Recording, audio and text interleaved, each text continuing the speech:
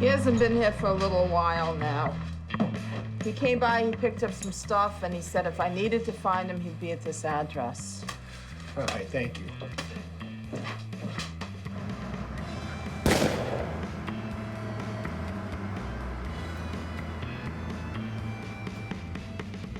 The reason why I wanted to do 79 Parts is because I really enjoy getting into a film, and if you're creating a world from a different time period, you're living in that world, and that's really exciting.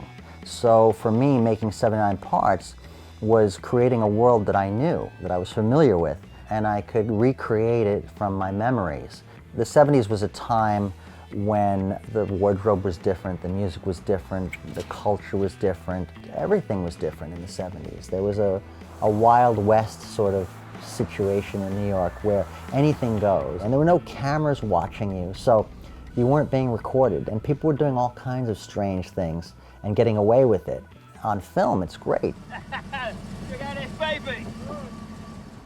I don't get it. What am I supposed to do with this? You said Chimera. Yeah, I also said 1979. But apparently you want this then. We were shooting in Brooklyn that's supposed to represent Brooklyn of 1979.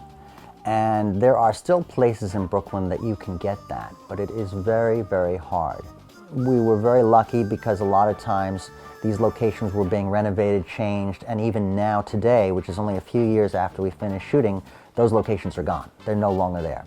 We have a scene in the beginning of the movie where Jack has to walk from his apartment. People think that we matte painted in the Williamsburg Bridge, but we didn't. That was the real bridge, and that was the real street with the real cobblestones.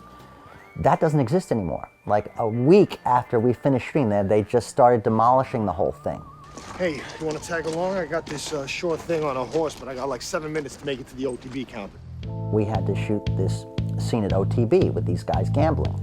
And apparently OTB had gone out of business like a couple of years before we got to shoot the scene. And the last OTB place that was being shut down was still up. So I got a call from one of my producers. He said, Ari, they're going to be tearing it down next week. You got to shoot at this location and dress it up and make it look like a functioning OTB. And I was able to get in there and film this scene the day before they tore it down. We shot a scene at a place called Piggy's Casino. Give me 10, please.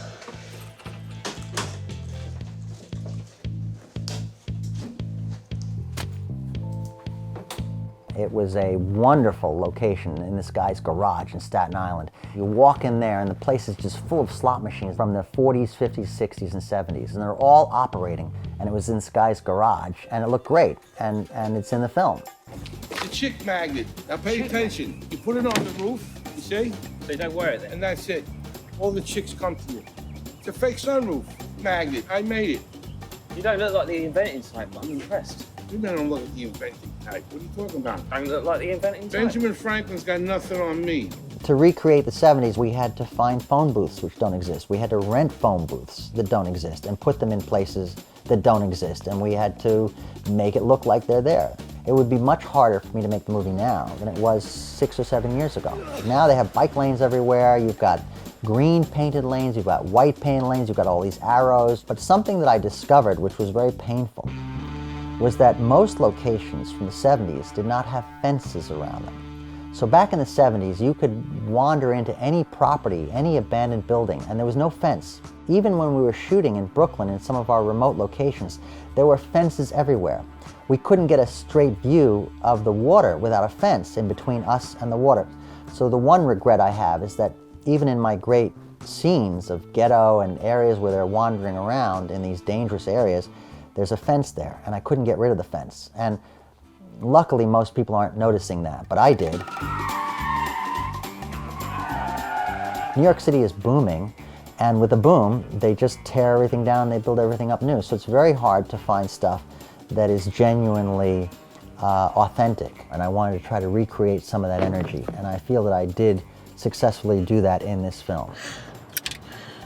Peace out.